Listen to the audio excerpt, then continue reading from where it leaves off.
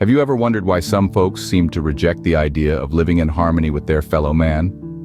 Well, the answer, my friend, lurks in the shadows of a complex socio-political phenomenon known as anti-socialism. It's an enigma, a riddle wrapped in a mystery, and we're here to unravel it. Anti-socialism, as you might guess, is not about shunning social gatherings or avoiding small talk. It's a deeper, more profound concept, characterized by a rejection or disillusionment with traditional social structures and norms. Now you might ask, why would anyone feel this way? Well, there are a few common threads we can pull at. First off, there's alienation. It's a feeling of not fitting in, not being part of the group. It's like being a square peg in a world full of round holes. This sense of alienation can often lead individuals down the path of antisocial ideologies, as they seek solace in rejecting the very structures they feel excluded from. Then there's disenchantment. It's when the glossy veneer of society starts to crack and peel, revealing an underbelly that's not as pretty as it's made out to be. Disillusioned individuals often feel let down, betrayed even, by the societal norms they once trusted. And finally, there's dissatisfaction. It's a feeling of discontent with the status quo, a yearning for something different, something better. It's not necessarily about tearing down the existing social order, but about finding a place within it that feels right, feels authentic. The rise of anti-socialism is not a simple phenomenon that can be pinned down to one cause or another. It's a complex interplay of these factors and more. The digital age has amplified this, providing platforms that enable disaffected individuals to connect with like-minded folks, thereby fueling the rise of antisocial ideologies. As we delve deeper, let's keep in mind that this is not an endorsement or a critique, but rather an exploration of a complex socio-political phenomenon. So, sit back, open your mind, and let's embark on a journey into the enigma of anti-socialism. To understand the rise of anti-socialism, we need to turn back the pages of history. Our story begins in the era of the Enlightenment, when individualism first started to take root. During this time, the world witnessed an intellectual and philosophical movement that emphasized reason, analysis, and individualism over traditional social structures. The seeds of anti-socialism were sown. Fast forward to the Industrial Revolution. This period of rapid industrialization and urbanization saw a significant shift in societal norms and structures.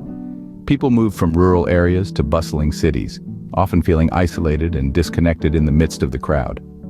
This marked a significant growth in antisocial ideologies, as individuals grappled with the realities of a rapidly changing society. Now let's step into the 20th century. The post-World War II era was characterized by an intense Cold War rivalry between the capitalist West and socialist East.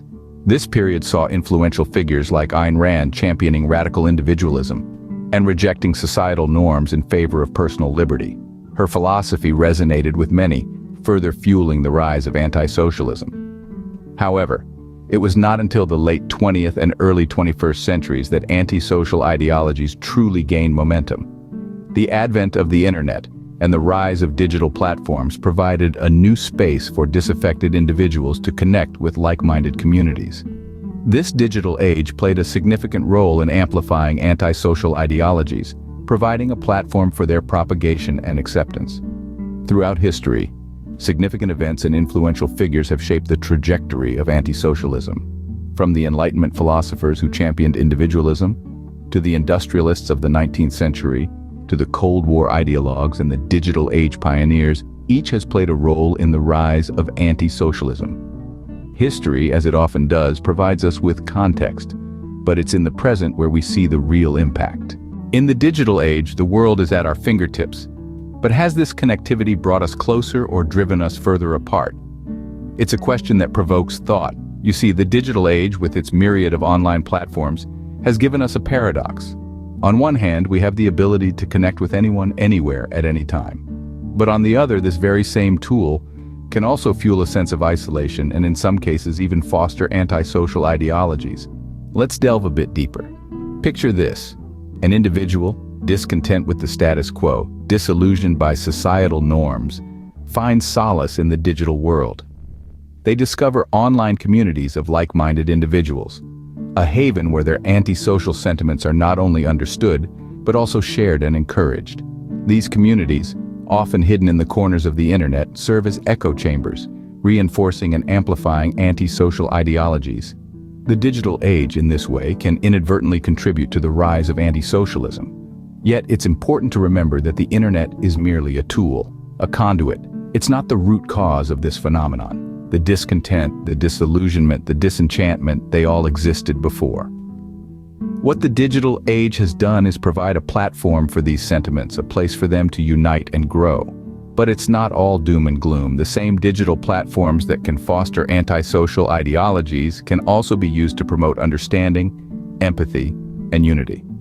It's all about how we choose to use them. So where does this leave us? Well, it's clear that the digital age has played a significant role in the rise of anti-socialism, but it's also evident that it's not the sole driver. The root causes lie deeper in societal structures and norms that breed discontent. The paradox of our times is that we're more connected than ever, yet it seems we've never been so divided. The challenge, then, is to bridge this divide, to harness the power of the digital age to foster a more inclusive and harmonious society. But what does this rise of anti-socialism mean for our society, and more importantly, for us as individuals? Well, let's take a moment to ponder upon it. The rise of anti-socialism, at its core, represents a shift in societal structures and norms. It's like a ripple effect, starting from a single point and spreading outwards, influencing every layer of society. This shift can lead to a fragmentation of communal values as individuals begin to prioritize self-interest over collective good.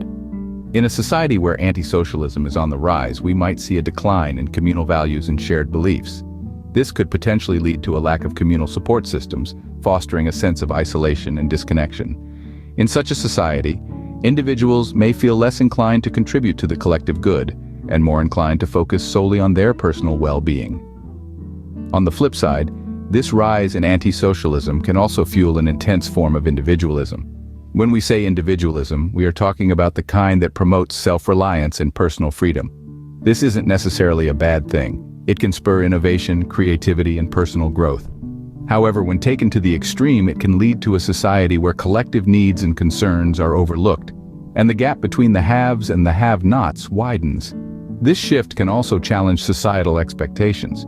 Traditional roles and norms may be questioned, and new ways of living and thinking may emerge. This could lead to a society that is more open to diversity and individual expression. But it could also create a sense of uncertainty and instability, as old structures crumble and new ones are yet to be solidified. In the face of change, it's essential to remember that every action has a reaction, and the rise of anti-socialism is no exception. As we navigate through these changing times, it's crucial that we remain open to dialogue, understanding, and most importantly, empathy. Because in the end, it's not about whether we stand together or apart, but how we treat each other in the process.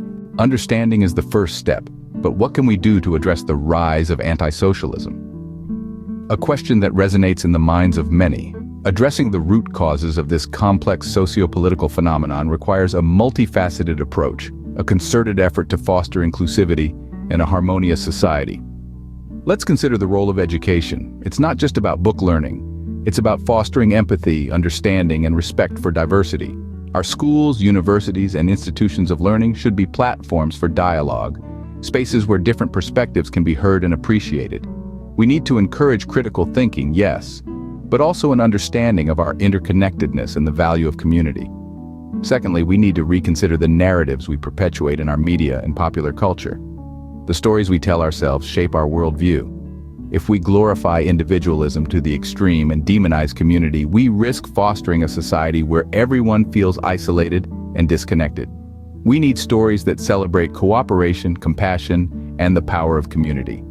Next, let's talk about the digital realm. The internet is a tool, and like any tool, its impact depends on how we use it. We need to promote digital literacy, educate our citizens about the dangers of echo chambers, and the importance of seeking out diverse perspectives. We need to encourage responsible digital citizenship, where respect and empathy are valued as much as freedom of speech. Lastly, our social policies need to reflect our commitment to inclusivity and harmony. This means policies that address income inequality, that prioritize mental health, that ensure each member of our society has access to the resources they need to thrive. It means creating an environment where everyone feels heard, valued, and included. In the end, mitigating the rise of anti-social ideologies is not just about combating a trend. It's about creating a society that values every one of its members, that understands the strength in diversity, and that believes in the power of community. As we journey forward, remember that it is in our hands to shape the society we wish to live in. So let's strive for understanding, inclusivity, and harmony. As we wrap up this exploration of anti-socialism, it's important to remember that we are not passive observers in this world. We have the power to shape our societies, our cultures, and our narratives. It's a collective effort, one that requires understanding, empathy, and a commitment to inclusivity. It's about valuing diversity, fostering dialogue, and promoting responsible digital citizenship. It's a journey, and every step we take towards understanding and harmony is a step in the right direction. This is not a simple task, nor is it a quick one. It requires constant effort, constant learning, and constant engagement. But it's a journey worth taking. Because at the end of the day, we're all in this together. Remember, change starts with you. It starts with the conversations you have, the stories you tell, the values you uphold. So let's strive for understanding, inclusivity, and harmony. Let's strive to create a society where everyone feels valued and included. Thank you for joining us on this exploration. If you found this video insightful and helpful, please remember to like and subscribe to our channel to stay updated on new videos as they come out. Your support helps us continue to create content like this. Remember to stay happy, healthy, and elevated. Keep learning, keep growing, and keep striving for a better world. We're all in this together, and together we can make a difference. Until next time, thank you and take care.